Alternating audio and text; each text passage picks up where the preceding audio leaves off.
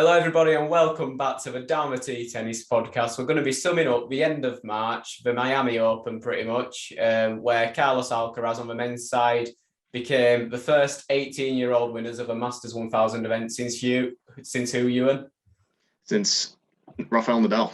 Since Rafael Nadal. I think also the third youngest ever Masters 1000 winner, the first teenager since Djokovic at 19 years old. Also in the women's side, we had Iga Świątek completing the Sunshine Double as well, confirming her place as the new WTA number one.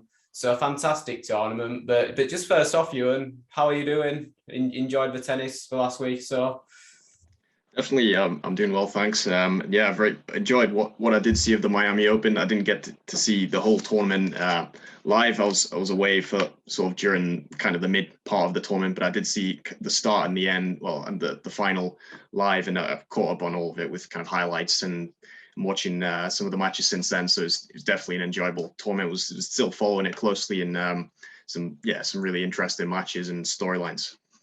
And I think this week, we should start with Świątek winning the Sunshine Double, confirming her place as the new WTA number one. Just how impressed were you with her again?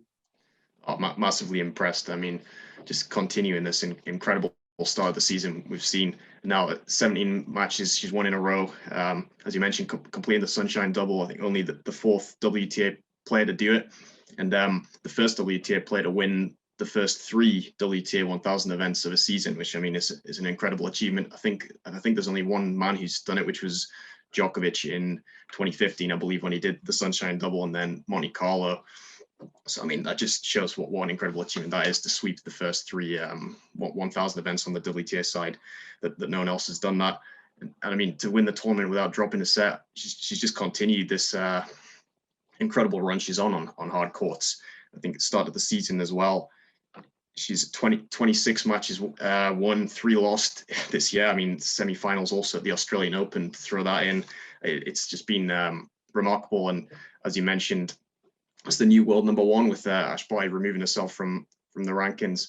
I think she's shown that, as much as it is unfortunate that we've lost Barty, it's fantastic that we've got a player like Świątek who's taken over the rankings, that is on such a fantastic run. It's great timing that is happening at the time when we've lost the previous number one in Barty, and that Świątek's shown that she's very much a worthy number one. So just an incredible run in Miami from Świątek. And again, another really dominant final performance.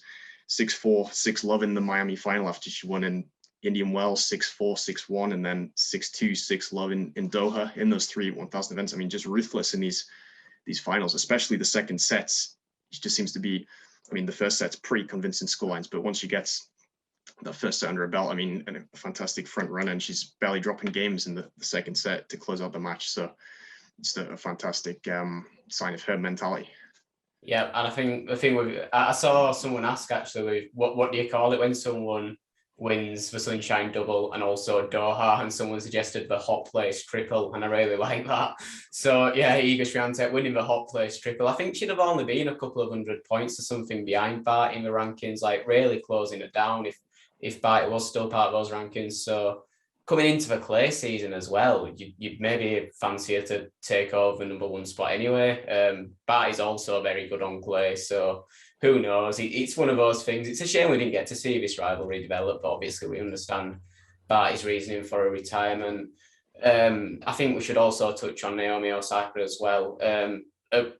A difficult final, obviously, but she was coming up against the most confident, most consistent player in the WTA right now. But surely just an encouraging sign to be back in a final for her.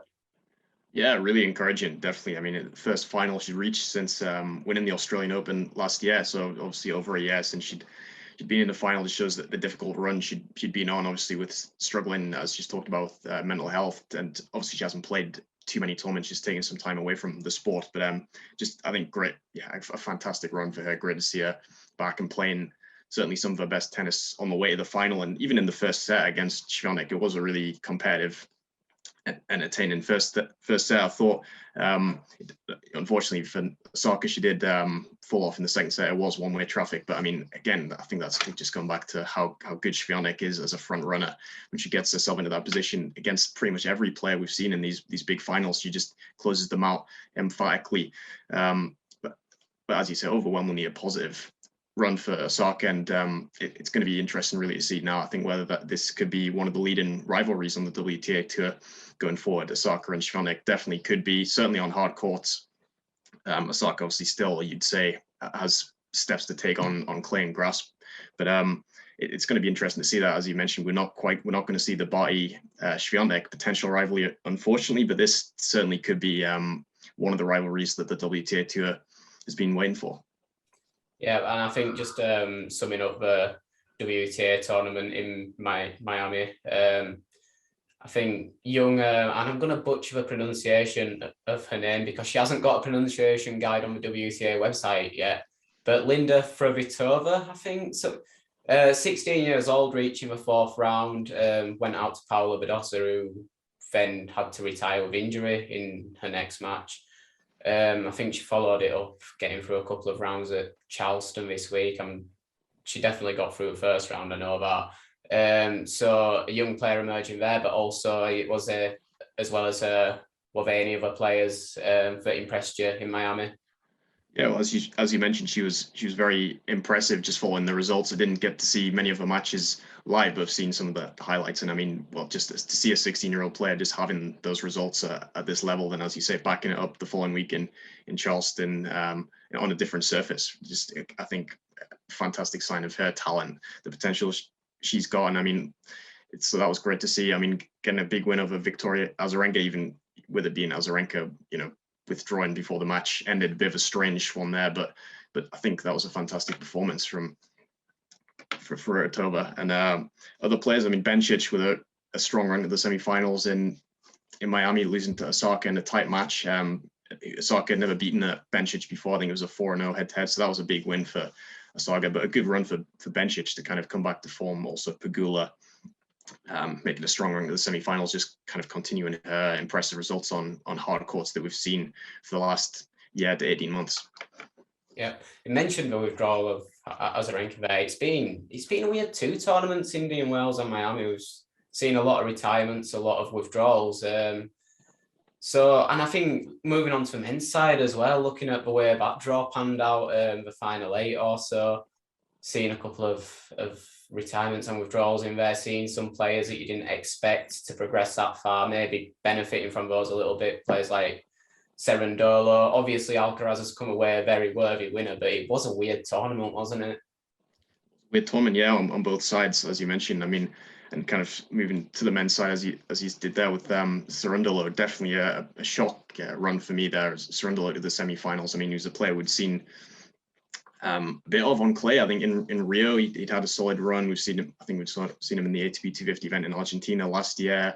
A bit of him where his brother Juan Manuel actually went on and won the title, but he's not a player we've really seen much of away from the clay. A big breakthrough run for him. I mean, definitely, I think the draw opened up for him with, as you mentioned, on the withdrawals with Jannik Sinner withdrawing against him in the quarterfinals. I believe Sinner, who's the defending champion, so it was an unfortunate way for Sinner's title defense to end there. With couldn't carry on due to the blisters, but thankfully it's not a serious long-term injury. So really a surprise run from Cerundolo, and definitely an interesting tournament in that regard. We've got to be really boring now and talk about Carlos Alcaraz again. He's becoming quickly the most talked about player on this podcast. I think you must have had special mentions in all of the last few episodes we've done, but I mean, that is a hugely impressive feat to win a Masters 1000 at 18 years old. And as much as people, they're scared because of the way some players never kicked on after being hyped up early. But Carlos, he feels very different, doesn't he? He feels like we can say anything now and not really jinx him, although that's a terrible thing to say, but he is the real deal, isn't he? Absolutely, I agree with you. I mean, I just think it is totally different with Carlos to many other players we've seen. Just, I mean, as you said, winning a Masters 1000 title at the age of 18, the third youngest winner after Nadal and Chang, as you mentioned. I think it is in territory with players like Nadal, Chang, probably Boris Becker, who've had this fantastic success so early in their careers. I mean, it just shows the company that he's in. So I do think he's absolutely the real deal with what we've seen so far. I mean, 3 titles now, hasn't lost in the final. I mean, 18 of his 20 matches so far this year, he's won, only losing to Nadal and Berrettini. I mean, it shows that he is an elite player already, and it's only gonna get stronger. I mean, also semi-finals in Indian Wells, as the tournament prior where he lost to Nadal, it could have even come a tournament earlier. So a fantastic sunshine double for Alcaraz, but to win here in Miami, the first Spanish player to ever win the title on the men's side, incredibly. I mean, after Nadal, I think has lost in the final 4 times. I mean, with some of the fantastic Spanish players that've been, that's a big breakthrough for Alcaraz to actually be the first player to do that on the men's side. I think Sanchez Vicario did it on the WTA side, but yeah, just fantastic from Alcaraz. I mean, we sort of run out of words already to describe the progress he's made at the start of this year and just at the start of his career. But a really impressive win in the final over Ruud to kind of start on that. It wasn't actually at his best, which was possibly the most impressive thing about it. He still won fairly convincingly. He didn't really have his best in the final, although I thought it was a pretty good serving display. I mean, the serve, I think we touched on some other commentators, that is probably the one area he can improve in terms of the placement, but he did actually serve well in the final. That was possibly the biggest key. I mean, he was down in the first set, but he just showed the resilience to come back, turn it around and hold off Ruud, who I thought was actually pretty impressive, certainly in the first set. So yeah, he just handled it. He just handled the pressure on him, which it was on him to win it, really, with Medvedev kind of going out earlier. Just how much hype there's been around Alcaraz, he still dealt with it and came through with the goods, really, to get over the line. I mean, a fantastic run of his first title with Kekmanovic in the quarterfinals was also a fantastic match. Definitely, that was the toughest one he faced. Came close to losing there, but comes through in the third set tiebreak. Yeah, showing winning in different ways, convincing wins, close wins.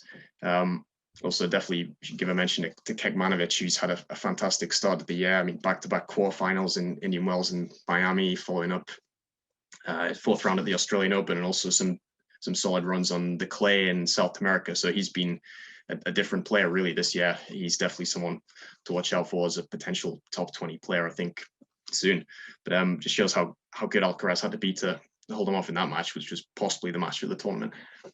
Yeah, well, it's not always a given with tennis that top talents break through at 18 like Alcaraz has. Sometimes you do see players start to make big breakthroughs when they're into like the ages like 22, 23. I think Medvedev is an example of that, where he wasn't that highly rated as a junior, but as soon as he stepped into men's tennis, he's just pushed on and pushed on. So Kekmanovic, like you say, having a hugely impressive year. I saw some people comparing that match against Alcaraz to a Nadal-Djokovic match, which is quite high praise, although it might just be the nationalities on display there. But I think, touching on that final a little bit, like you say, I don't think it was absolute Alcaraz's best level, but I do think he was at a good level. And he was down initially, like you say, but that was partly because Ruud came out of the blocks really, really well. Like, he was absolutely blasting the ball. I think his average forehand topspin speed at one point was above 90 mile an hour, which is ridiculous. Some good signs for Ruud as well. We know he plays his best tennis on clay, but he's looking like an all-surfaces player now. How impressed were you with Ruud this tournament? Yeah, very impressed with Ruud. I think he got probably the biggest win of his career, beating Zverev in the quarterfinals, certainly by ranking. I think Zverev number 4 at the time. That was a big win. I mean, he hadn't beaten Zverev before. Obviously, Zverev has maybe, well, he's not had a good start of the year. He hasn't been at his very best, but still to get the quarterfinals was actually playing some decent tennis. I think in the early rounds, hadn't really come close to losing. So for Ruud to take him out there fairly convincingly, it was okay in 3 sets, but it was an impressive win for Ruud. Definitely, I think, he maybe just been lacking those big wins against the really top ranked players. That was a big one for him. Then obviously he got a good semi-final opponent in truth in Cerundolo, but he handled it convincingly when he was the heavy favorite, which is a pressure. he hadn't won a Masters 1000 semi-final before. I think he'd lost 3. So to get through to his first final and to do it on hard courts, as you say, not on his best surface, but a surface he has improved on a lot. I think from pretty much from last year onwards, we saw a couple of quarterfinals in Cincinnati and Canada, also in Paris, I think. So the signs were there that he's really steadily improving on hard courts, but this definitely a big breakthrough to get through to the final, a big win against the top player, as I mentioned, and a respectable performance definitely in the final. As you mentioned, he came out of the blocks really strongly with the forehand. Like you said, it was teeing off. I mean, he does have one of the biggest forehands in the game, a fantastic weapon. I thought we've definitely seen the improvements he's made in his game. The serve as well, massively improved. Definitely a weapon now. Very solid second serve, and he's a good athlete, obviously, as we've seen on the clay. So a fantastic result for him heading into what is going to be his favorite time of the year. Yeah, I mean, Alcaraz also kind of broke through initially on clay, although he's another one that we can say for certain now is an all surfaces player. The only question mark is probably grass, but he'll definitely get there on grass. It's just he hasn't had much match experience on it yet, I think. So moving into the natural surfaces period of the season, it is going to be interesting. I think I'd definitely look at Ruud as a factor, even going into Roland Garros, especially when we don't know where Nadal's fitness is at. Djokovic only just starting to get match experience back under his belt. He'll return at Monte Carlo. So Roland Garros, I think, is actually going to be really interesting this year, and I think it's a rare year with Roland Garros where we're heading into the clay season and we don't feel certain that Nadal's going to win it. Like, even though Djokovic won it last year, I think heading into the clay season, I did feel certain Nadal was going to win it. And I would have again this season if it wasn't for those injury issues hanging over him, because the way he started the season on hard, you just backed him to easily win Roland Garros on clay, as he tends to. So yeah, it's going to be a really interesting time of the season. But just before we move on from Miami and start looking more into it, is there anyone you want to touch on? I feel like we've touched on a lot of the players already, Cerundolo, Kekmanovic, but is there anyone you feel we've missed? Yeah, definitely. I think we've covered most of the players. I wanted to probably just give a mention to Hubert Hurkacz for reaching the semifinals. I thought that was an impressive title defense effort, definitely after winning in surprising circumstances last year. I would say it was a pretty surprising win. It's not easy to back up, to come back in as the defending champion, particularly when you're an unexpected winner. But I thought he did a great job showing that, that wasn't a fluke run. He'd already shown that at other tournaments, of course, last year. But definitely a strong run to him for this, from him to the semifinals. Beating Medvedev in the quarterfinals was a great win for him, and then he pushed Alcaraz well in the semis, which didn't touch on before, but 2 tiebreak sets. It was a very close match. So yeah, I thought an impressive run from Hurkacz, and also forgot to mention on the WTA side, we just mentioned Daria Saville, who's had a really good comeback. He'd been out for a while with injuries. She's made a really strong return this year. She made the quarterfinals in Miami, losing to Bencic after, I think, round of 16 in Indian Wells. So yeah, it's great to see her back, and she's had a really impressive return at the tour. Yeah, Hurkacz really seems to enjoy Miami. Won it last year, semi-final this year in the singles, and also won the doubles with John Isner. And I feel like we should just give, even though we don't cover doubles much on the podcast, Isner a bit of a shout out because he's completed the Sunshine double in doubles. I think first tournament he won, Indian Wells he won with Jack Sock, and now Miami with Hubert Hurkacz. So an impressive period of the season for him. But moving on now, and we'll move on into some tennis news, and some quite big tennis news. Jo-Wilfried Tsonga, he becomes, I think, he won't be only the 3rd player this season to retire, but the 3rd really big retirement this season. He's going to retire after the French Open. I think that's a wonderful last tournament for him. I really hope he gets through a few rounds there. After Delpo and Barty, it just makes me feel so sad to lose Tsonga as well. But he has been absent from most of the tour really for the last couple of years. But this was a man who was so consistent in his prime, towards the top of the rankings for so long. One of the closest challengers to the big 4, alongside the likes of Delpo and Wawrinka. So, what are your sort of defining memories of Jo-Wilfried Tsonga? Yeah, well, great memories, particularly of probably the early years of me getting into tennis and foreign tennis. Songa was really, well, a top player and one of the big figures, though. I think one of the most popular players, you'd say up there, probably outside of the big three, the big four. He was right there as a challenger and someone who's great to watch. I mean, with an explosive game, a big serve, big forehand, but came to the net quite often. Good touch. I mean, an aggressive player, but a fantastic athlete as well. Just an explosive player. I would describe Songa as always, as I say, entertaining to watch and capable of taking on the big four. One of the players outside of the big four who actually has, I think, one of the best records against most of them. Particularly, I think Federer and Nadal, he had some big wins against. Including in Grand Slams, being Nadal in Australian Open and Federer at Wimbledon, I think in 2011. I mean, he had the Nadal match was in the semi-finals, 2008 Australian Open, the Federer one quarterfinals, 2011 Wimbledon. So I mean, he had some really big wins against the big three, kind of during the primes or close to the primes, and a Grand Slam finalist at the Australian Open in 2008, where he lost to Djokovic, which was Djokovic's first slam. I mean, he came close there to being to winning the slam before Djokovic ultimately didn't win one. But for me, a big compliment I could give to him would be saying that I think he's definitely one of the best players not to win a Grand Slam, certainly of the modern generation. I would say, outside of who we've had, there's been so few players who broke through in the past 15 years who've outside of the big four. There's only been Wawrinka, Cilic, Del Potro, and Medvedev. So I mean, I think the guys who haven't won one, I would have Songa right up there, possibly as the next best who didn't win one, and I think that's probably high praise given that there's David Ferrer, Thomas Berdych, who also reached finals. But I thought Songa, given his performances against the big four, for me, yeah, definitely one of the best players not to win a slam, and he'll definitely be missed. As you mentioned, he's been injury plagued in recent years, but a fantastic and long career, winning 2 Masters 1000 events as well. Once in his home tournament in the Paris Masters, and also in Canada, I think 2014, where he beat Federer in the final. So yeah, he'll definitely be missed, but one of the best players of this generation.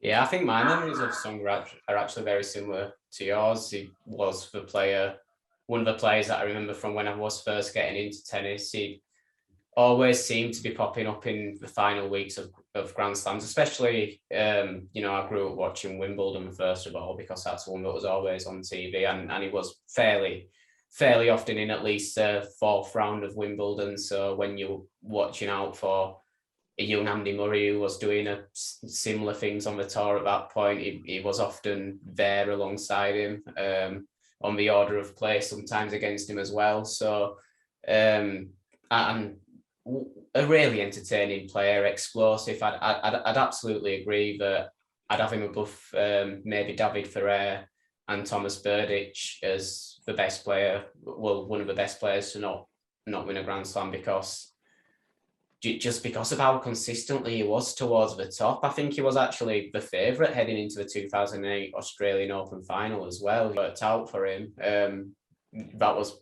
the start of Djokovic's major success at the Australian Open. But yeah, he's right up there. I think a Hall of Fame player for me, even if he hasn't won a slam. I think he is a Hall of Famer for me. And like I say, I hope he has a good final tournament to finish off his career. If he gets through a few rounds at the French, that'd just be brilliant. But we'll move on now, and I want to move on to a bit of a Brit watch, because Cam Norrie becomes, I think it's the 4th British player since the ATP rankings became a thing to enter the top 10. I think only Henman, Rosetsky and Murray before him. In the men's, obviously, I should say. Aside from Cam Norrie, we've got Jack Draper, who just seems to win every challenger event he enters at the moment. He got through a round at Miami as well against Gilles Simon, went out to Norrie, but competed with him well over those 2 sets. So he's at a career high.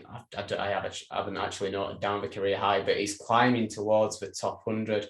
We also had Paul Jubb, a good friend of the podcast. He's never interacted with us, but we do love him.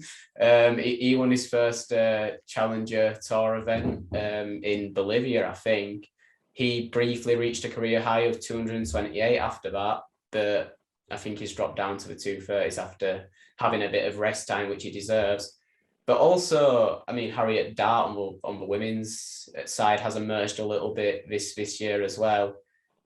And there's footage of Kyle Edmund back in training. Now, Kyle Edmund was the British number one for a decent spell of time after Murray's injury issues set in.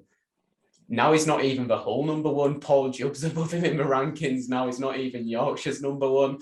But it's good to see him back hitting balls. So some very positive signs for British tennis out there at the moment, aren't there? Absolutely, yeah. I mean, as you mentioned, a lot of positive stories really about all those players you said. Yeah, definitely a good one there about not the whole number one anymore for Edmund. Shows how long he has actually been out. But I mean, that was a fantastic breakthrough for Job, as you mentioned, winning his first challenger title on the clay there. Really good to see from a player we've been following the results of for a while, and I think just shows that he does have the promise to really continue to climb the rankings. And yeah, Draper, as you mentioned, just I think that was 4 challenger titles now already this year. I mean, he's on an incredible run at that level. It's, yeah, it feels like definitely a matter of time before he's going to break into the top 100. And I think beyond, as long as if he can stay healthy, definitely on course to be a top 50 player, if not higher. So some great signs for British tennis. As you mentioned, Harriet Dart on the women's side as well, having some making a breakthrough, starting with it was Indian Wells, wasn't it, where she made the round of 16, and long may it continue, definitely, for the Brits. I think Raducanu confirmed a new coaching team today, or she's close to confirming it apparently. Anyway, pretty much everyone knows who it is. And I've seen a lot of people are impressed by the appointment, so hopefully a great sign for her as well. And just keep kicking on. Like I thought we were heading for quite a bad era for British tennis post Murray. I remember looking around at the talent and thinking there's not really anything there to follow up on his momentum. We might come into a spell now where, because we're unlikely to ever get another Andy Murray, he's right up there with the greatest of all time, really. It's just the fact he got absolutely dominated by the 3 greatest of all time in the same era as him that is not talked about in the same way as certain players. But we might be heading for an era without a player of the individual just brilliance of Andy Murray, but with a lot of players towards the top and challenging towards the top and just a good depth of talent instead. And I'd argue an era like that is better than an era where British tennis is just carried by one man. So, having good talents breaking through in both the men's and the women's, it's great to see for me. And on returns from injury after Kyle Edmund as well, we've actually got a few coming up. So Dominic Thiem and Stan Wawrinka actually played a challenger in Marbella. If you'd got tickets for that challenger event and saw Thiem and Wawrinka in the draw, you're thinking, class, I've got great value out of that. They both went out in the first round, sadly. But at least for stepping up the return. I think Dominic Thiem was then supposed to play Marrakesh and got COVID, which is a shame. He's also on the list of withdrawals from Monte Carlo, which we're going to get onto, but just good to have him back on the tennis court. With Wawrinka as well. Roger Federer hitting balls. How much do you just want to see Roger Federer have a few tournaments? Like, I don't know what's going to happen with Federer now. I've seen a lot of people saying the Labour Cup might be his swan song, but that'd be awful for me.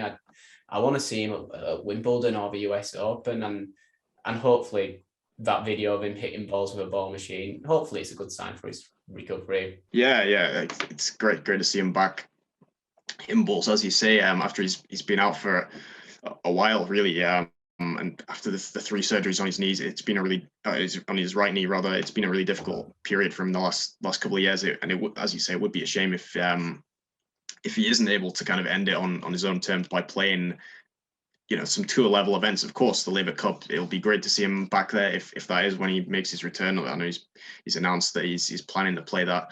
But yeah, as like you said, I hope we see him again at some Grand Slam events and some tour events. And it'd be fantastic to see him back at Wimbledon, wherever he decides that it's going to be the final event for him. Obviously, Wimbledon would seem to be a fitting one, given the fantastic success he's had there, the association he has with that tournament. But who knows whether next year, if he's in a place where maybe he'll want to play, a number of the big events for the last time, it'd be great to see, or possibly Basel, his home tournament, whether you'll think about a swan song there. But yeah, definitely positive signs for Federer, and hopefully, as you mentioned, we're going to see him have a proper farewell. Yeah, I mean, even Basel would just be brilliant for me. His home tournament, he's always loved playing there. You know, I hate that we're speculating his retirement now. Like, it feels inevitable. I wished he'd go on forever. At times, it feels like it felt like it would go on forever, but it does. It feels like we're reaching the end now, really, doesn't it, with Federer? That's unfortunately, yeah. And I'm still hopeful we'll see him play again on the tour. I mean, as well, I think Laver Cup's, certainly, obviously, his event. I'm sure he'll be able to play there, whether it's this year or next. But I'm still hopeful we'll see him at a few more tournaments at least. But of course, ideally, you'd want more than that. You want to see him playing at a good level again, which I think we did see briefly last year at Wimbledon, kind of before the match against Hurkacz, where it was, an unfortunate ending where he really was struggling, but still a quarter final. He reached there almost at the age of, well, I think he turned 40 shortly after the tournament. So it showed what he was still capable of there if he is healthy and if the knee is in good enough shape. I think he can still have some good runs. Yeah, and just as final bit of news now, before we move on to looking at the start of the clay season with Monte Carlo, Simona Halep, we talked about her recently after her impressive run in Indian Wells, back playing pretty much most big tournaments now, and with a new coach, Patrick Muratoglu, he's one of the most famous names in professional tennis coaching. He's done so much. He's done such great stuff with so many players. So a really positive appointment, that, isn't it? Yeah, I think so. I mean, obviously, he's worked with Serena Williams since 2012, and it hasn't called an end to that relationship. Obviously, Serena is uncertain when she's gonna be back. Obviously, she hasn't, like Federer, hasn't played since Wimbledon last year. But she's had so much success with Muratoglu, and as you mentioned, with a number of other players, he's been one of the top coaches with Marcos Bagdatis. I think I remember he also had some great success with. So, yeah, I think a good move for Halep. Definitely, obviously with her great relationship with Darren Cahill ending recently, it's good. Another top name in a team now. So it's good to see moving forward. I think as she's looking to really climb back to the top, which we saw the signs of in Indian Wells. Yeah, I've personally got mixed opinions on Muratoglu just because of some of his views on the game. I think he misses a mark sometimes, but aside from his views on the development of the game, when it comes to the development of players, I think he's almost second to none. You've got to have him right up there. He's proved himself as a top coach of players, and just sometimes wish he'd shut his mouth about certain issues, but he knows so much more about tennis than me. So he should probably tell me to shut my mouth. But moving into Monte Carlo now, we've got, we'll start off with a little bit of news. Daniil Medvedev and Matteo Bertine, they're both withdrawing from Monte Carlo. They're both withdrawing for substantial periods of a clay season. I think Bertine has withdrawn from all the Masters up until Roland Garros. He hasn't taken himself off the entry list there yet. Daniil Medvedev, it's looking doubtful that he'll even play Roland Garros. Don't think it's confirmed that he's going to be out, but after his operation, it's looking like it's going to take some time to recover. So it's a shame, isn't it, to lose those two, because although certainly with Medvedev, clay isn't his strongest surface, it's better to have players like that, two top 10 players around for every tournament, isn't it? Of course, yeah. I think there will both be big misses. I mean, two, as you say, top ranked players. I mean, obviously, like you say, Medvedev, clay hasn't really been the best from so far, but I mean, reaching the quarterfinals at Roland Garros last year was the most recent we saw of him, and that was a really positive run. So I was actually looking forward to seeing how he got on a full clay court season this year. So unfortunately, you're gonna have to wait until next year. Might still see him at Roland Garros, but it's a shame we probably lose that battle between Medvedev and Djokovic potentially for the number one with Djokovic not coming back. It's a shame now that Medvedev's not going to be there so they can't both play at the same time and kind of fight for that ranking, but we might get that later in the season. Berrettini, I mean, had a really good clay court season last year, reaching Madrid final, winning Belgrade and quarterfinals Roland Garros. So he's a player who could have been a big factor as well. But there's still, fingers crossed we might see them back at Roland Garros. Yeah, in fact, the clay season is already underway with tournaments in Houston, the US Men's Clay Championship, Marrakesh. On the WTA side, we've got Bogota, and we've got a really interesting tournament at Charleston on the green clay as well. It's an interesting surface. I'd like to see more of it. So I mean, we can't really touch on them too much because they're still ongoing at the moment. So we'll move into Monte Carlo, I suppose. Looking at the draw, who are you thinking about early on? Who's kind of caught your eye as someone who can go on a bit of a run?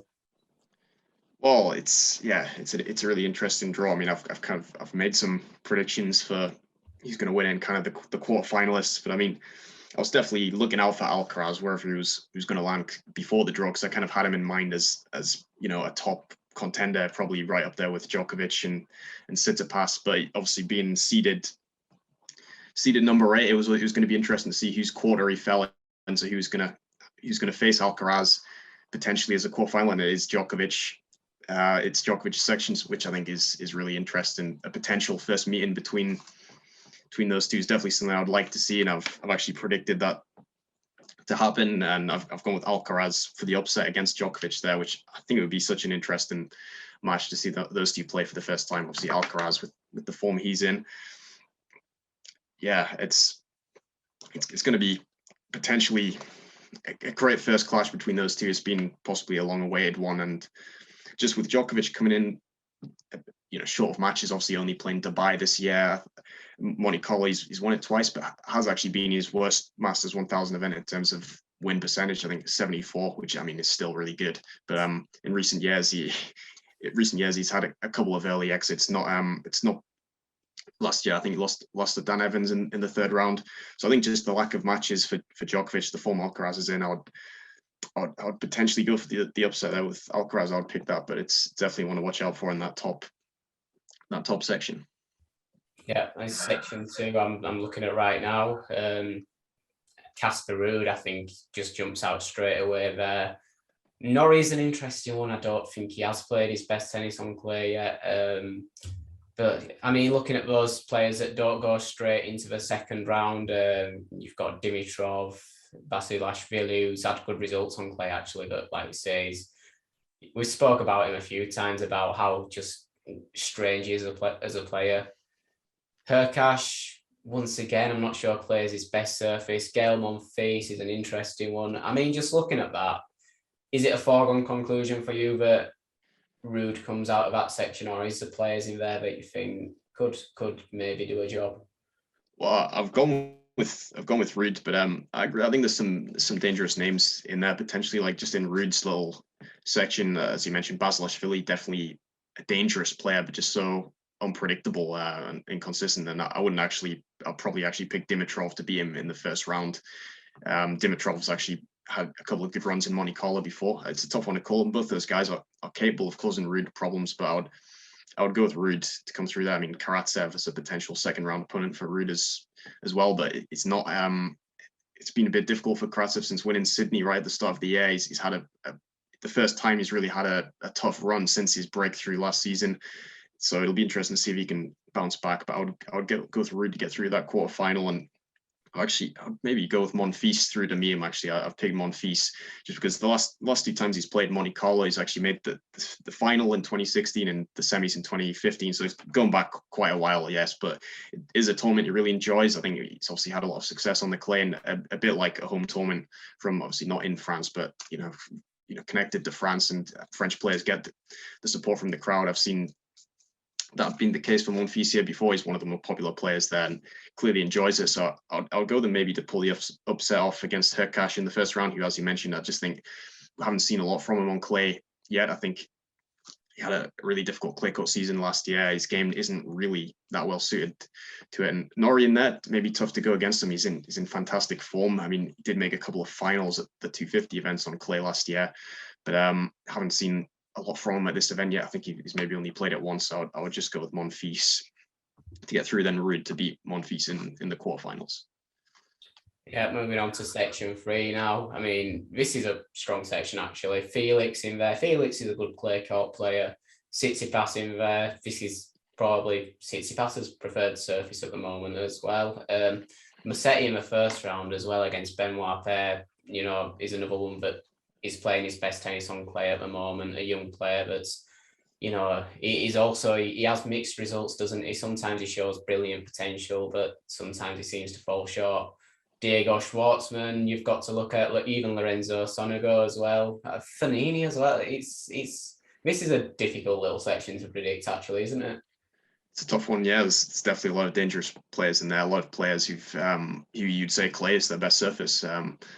As you mentioned with Musetti, Benoit Paire, I think Musetti's potentially a tough one for Felix there in the second round. I think, as you mentioned, I think Felix has got all the capabilities to be great on clay, but we haven't quite seen it. Yeah, I think last year in the clay season, I think he was 4-6, which was a difficult one. I think on the slow services in general, I think he's still got some improvements to make. We've seen obviously generally massively trending in the right direction as we've talked about recently, but I think the faster courts have been easier from. Still something to prove for me on clay. I would say there's a possible upset in there. I think Schwartzman could be the player to go through to the quarterfinal in that first mini section. I mean, obviously he's got a tough one in the first round in Kieran Khachanov, but Schwartzman on clay, I think, that's a fantastic record. Generally, Monte Carlo has made the quarterfinals before. I would just go with Schwartzman to get through it. It's a tough one.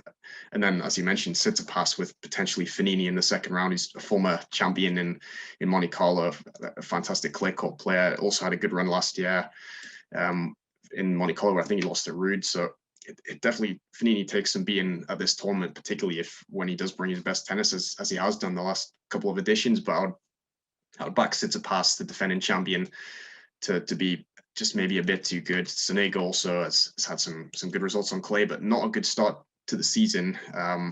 So I would be happy to go with Tsitsipas to come through there and then to beat Schwartzman in the potential quarterfinal. And then moving on finally to section 4, Zverev in there, Rublev in there. De Minaur, he's an absolute grafter at the baseline, so you could maybe look at him.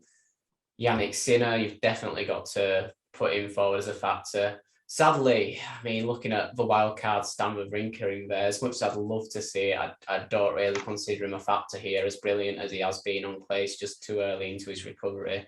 Pablo Carreño Busta, decent clay court player. He gets tarnished with it just for being Spanish. He actually plays his best tennis on hard courts, but he's still a very good clay court player as well. Cristian Garin, I haven't even mentioned him. He's fantastic on clay. He plays his best tennis on clay. So another section where it's actually quite difficult to call. I'd probably still have Zverev coming through it, me, actually. But I mean, what are your thoughts here? Yeah, this is a tough one to call. And I found it difficult. It's between Zverev, Sinner, and Rublev. I didn't rule out Carreño Busta either. I think he had a decent run in Monte Carlo last year, and he lost to Ruud after having match points. So as you say, he's definitely capable on clay, but hard courts is his best service.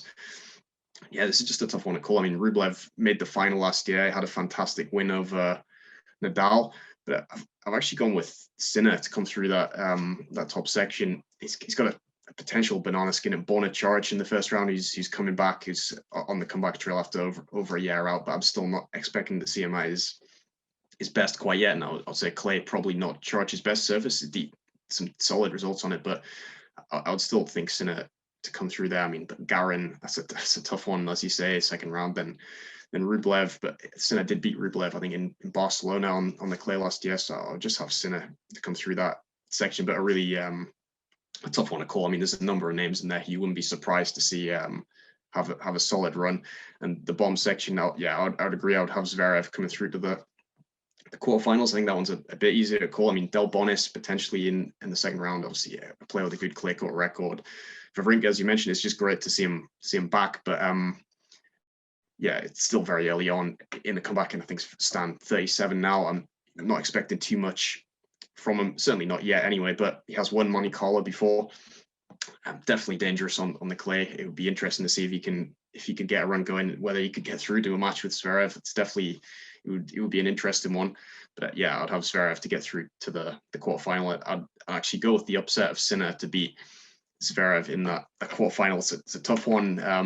But with Zverev just on a bad run, and seems to have bad start of the year in general. It seems to have been worse since the incident in Acapulco with the disqualification. It does seem to have affected him probably more than I expected, because I still when I was looking at the Indian Wells and Miami's ahead of the tournament, I thought he would still have would be a contender to go really deep, and he went out at the first hurdle in Indian Wells. Okay, quarterfinals in Miami wasn't too bad, but it just seems to be struggling.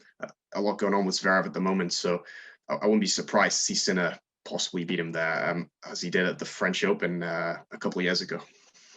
Yeah, so looking at how the rest of the tournament pans out, again, I think you said you saw Alcaraz getting a shock quarterfinal win against Djokovic. I think you had him meeting Ruud in the semi-final. So how do you see that one panning out? A rematch of the Miami final there? Yeah, I think this would be a really interesting one. To see a repeat of that, and I would go with Alcaraz to win it again. I mean, it does have the 2-0 record against Ruud, including the Miami final, and then also they played in the Marbella ATP 250 event last year, where Alcaraz won pretty convincingly. So I think it is a good matchup for Alcaraz. I think he can exploit the slight weakness maybe Ruud has on the backhand side. There's not much to call. As I mentioned, Ruud's a fantastic player, particularly on clay, but I just think Alcaraz possibly a slightly more complete game. I would go them to edge that one. And the semi-final between the bottom two sections. I forgot who we actually had here. Did you still have Tsitsipas coming through? I've got Tsitsipas against Sinner. Yeah. I'm more convinced on Tsitsipas to get there, but go with Sinner. It could be an interesting one, definitely. But I think Tsitsipas did win convincingly at the Australian Open start of the year. Obviously, very different surface here, but I'll go with Tsitsipas to win that again. I think fantastic player on clay, even though he maybe hasn't had the greatest start of the season. It's been okay on hard courts, just hasn't won a title since Lyon last year and during the clay court season. So I think he'll really be determined to make a strong start here again as the defending champion. So you've picked out a really interesting final there, someone with a bit of momentum versus someone looking to prove a point after, not really kicking on too much this year, but he's still a top player. So how do you see that one panning out? Who have you picked to win the tournament? Yeah, I've gone for Tsitsipas to beat Alcaraz, which I think that would maybe be a little bit of an upset, possibly given Alcaraz's run and the 2-0 head-to-head Alcaraz has over Tsitsipas. But I think with both those meetings being on hard court, and I think they were close to the previous meetings. I mean, obviously the one going back to the US Open last year in the quarterfinals, fantastic match. Alcaraz won 7-6 in the fifth set. I mean, there was nothing in that one, and then even in Miami, Tsitsipas 5-2 up in that first set before Alcaraz went on an incredible run, winning 5 in a row to take the set, then continued it into the second. But it was a close match. It was competitive. I think there's enough there for Tsitsipas to be encouraged by, and I think here in Monte Carlo, we saw how impressive he was last year to win his first and only Masters 1000 title as it stands. I think we'll see him with a good chance of defending it here. I think Alcaraz, though, I mean, it would be a big run for him to get to a final to back it up again. But I think it might be a tough ask to go back-to-back Miami and Monte Carlo winning two Masters 1000s in a row on different surfaces. It's certainly capable, but I would just have Tsitsipas to end the run there. But it would be a fascinating final, I think, between those two in what could be a developing rivalry, I would say, of the next 5 to 10 years. Yeah, when I was picking through the draw there, Tsitsipas jumped out to me immediately, just because his clay season last season is still quite fresh in my memory. He was quite strong throughout the clay season, actually, and it culminated in a final at Roland Garros where he fell in 5 sets to Djokovic after looking like he might actually spring a shock and win it. But also part of me just wouldn't be surprised at all if Djokovic, having not played a tournament since Dubai a couple of months back and only playing one main tour tournament all season, part of me wouldn't surprise me if he just turned up and absolutely stormed it anyway, like despite the lack of match practice recently. So I'm a bit undecided, actually. As much as I don't want to count out Alcaraz, I do have that feeling, that vision of Djokovic just turning up. But I also think Tsitsipas is very capable against Djokovic on clay, so it's a tough one to call, but I might just give it Tsitsipas as well, just because, like I say, his name jumped out at me immediately. But it is an interesting Monte Carlo with so many players withdrawing. And it should be an interesting clay season. Obviously, after that, we've got Madrid and Rome to look forward to. So, and like I say, it culminates in Roland Garros, obviously, the clay season. So looking ahead into the clay season, just briefly, is there any players that we haven't maybe touched on so far that you think could prove strong on the red stuff route, and I don't know, that are maybe entering your thinking for the French Open as well? Yeah, well, I mean, I'll probably just mention Rublev, who I didn't predict to go that far in the draw. I mean, obviously he did make the final in Monte Carlo last year, but I definitely think he can do well on clay. He just, following that Monte Carlo result, didn't have maybe the greatest clay court season, but I would expect him to probably have a pretty solid one. I mean, he has been really consistent, and I do think he can, I do think Rublev can definitely have success on the clay. But pretty much, I do think, as you mentioned earlier on in the podcast, with Nadal's injury has really changed the complexion a bit. Like looking ahead to Roland Garros, so interested to see when Nadal's going to come back. Is it going to be Madrid or Rome? Obviously, not the ideal preparation, but we did see him win the French Open in 2020 with only the Rome tournament. Obviously, in the unusual circumstances, it was one of his most impressive Roland Garros runs, not dropping a set, and with a dominant win against Djokovic in the final. So I'd still have Nadal as the favorite, kind of looking ahead. But it's an interesting, for me, I've got it as kind of a group of Nadal, Djokovic, and Alcaraz kind of as the three favorites. Now, as it stands, then again, Tsitsipas, no, I would have it as a four with Tsitsipas in there. Sorry, yeah, with those, I see it as kind of a top four really, and it's tough to call between them still, with Nadal on top for me. And another uncertainty is just Djokovic's lack of tennis. As you mentioned, I wouldn't be shocked to see him bounce back strongly here, and I do think we'll see him pick up a title during the clay court season at some point, if not have strong runs at all the events. But it's just a bit of uncertainty there, given the lack of tennis, the unusual preparation. Usually would have Australia under his belt, possibly Indian Wells and Miami, and normally, yeah. But it's going to be interesting to see. But Ruud definitely, absolutely in the mix as well. Zverev, I think we've seen some really good results from on the clay. Obviously, winning Madrid twice and Rome once. So I think there's definitely an interesting group on the ATP side that could win it, or it could certainly go deep. But I've still got Nadal as the favorite until we see otherwise. Yeah, I think the betting odds had Alcaraz third favorite now, which does surprise me a little. Yeah. But at the same time, looking at his results, you can't argue with it. It surprises me that he's jumped ahead of Tsitsipas as much as Stefanos hasn't had a great start to the season, just because of how well he did last year at Roland Garros and throughout the clay season.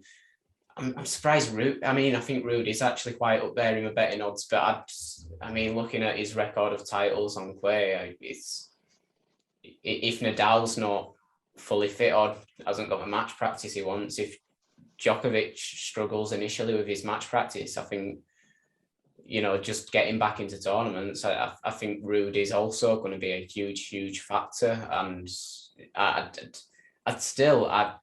it's a dodgy one, but I'd still probably have him kind of a little bit above Alcaraz on clay right now, just because he's won so many titles on the surface. So I feel like he's more proven. So it's a strange one. This is the most unsure that I've felt heading into the clay season in the ATP for a long, ever since I've been following tennis pretty much. I think just before we close it off, because we spoke a bit about the clay season in general, although the women don't get going with the bigger tournaments until a little bit later, I think we should just look ahead at the WTA side as well briefly. Which women's players are you really kind of expecting a good play season from here? Yeah, well, I suppose the obvious one is Świątek, but I mean, got to cover it. I mean, as I think we touched on kind of briefly earlier, the fantastic strides she's made on hard courts, the 17-match winning streak she's on. It's fascinating to see it carrying that onto the clay, which I think on evidence of the previous seasons, we have to say is her best surface, given winning Roland Garros and in 2020 in Rome last year. Yeah, it's going to be very interesting to see how long she can carry that run going. I think Stuttgart will be the next tournament then, before they head into Madrid and Rome, the 1,000 events. So yeah, I would expect her to keep that going. I really would not be surprised to see her win more titles. Not necessarily saying a clean sweep, but I think she has to be the strong favorite for every event really on clay as it stands. And then you've kind of got an interesting chasing pack, where I'd say Badosa is right up there. I mean, I think we've seen great results from really on hard courts, but on clay was really where we saw the breakthrough from her last year, starting in Charleston, and then we saw, I think, semi-finals in Madrid, quarterfinals Roland Garros. I think she could go even better this year. I think she's right up there. Muguruza possibly, but hasn't had the strongest start to the year. But you're expecting her to come good at some point. I mean, a former Roland Garros winner, I'd have her in the mix, and Zachary, who we always talk about, but definitely has a good game for clay. Semi-finalist last year in Roland Garros, came so close to the final. She lost, I think, 9-7 in the third set to Krejcikova, who went on and won it. So I think you've got to have her in the conversation as well as Sabalenka. I think it's an interesting one. He hasn't had a good start to the year. I think world number 2 though right now. To see how she does on the clay. I think she won Madrid last year, finalist in Stuttgart, so she has quite a lot of points to defend there. Clearly showed that she had a good clay season last year, probably up until Roland Garros, but lacking confidence, still struggling a bit with the serve. So I'll be interested to see if she can bounce back on what was a successful run for her last year. And I think that brings us to a very nice end there. A very exciting period of the season, actually. We move into the clay. That means we've got a Grand Slam on the horizon with the French Open. I mean, obviously, you've got that quick turnaround onto the grass and that short period between the French Open and Wimbledon, where the players all of a sudden have to adapt to a completely different surface. It is probably my favourite couple of months of the tennis season. So I'm glad that we're here finally. I'm sure that you are too. And it's been great to start to preview it. We'll be back again with more summaries of the clay season. Definitely. When we've got nice little gaps in between tournaments, we'll sum up the action and the news between and look ahead. We'll obviously bring a more in-depth prediction of Roland Garros as we get moved closer to that wonderful tournament, and then on to the grass after that. So we're very excited. We'll be coming with a lot of podcasts thick and fast, because it just is that period where the tennis season is very busy and exciting. So we can't wait to catch up with you again. Thanks, Ewan, for joining me, and I'll see you on the next one.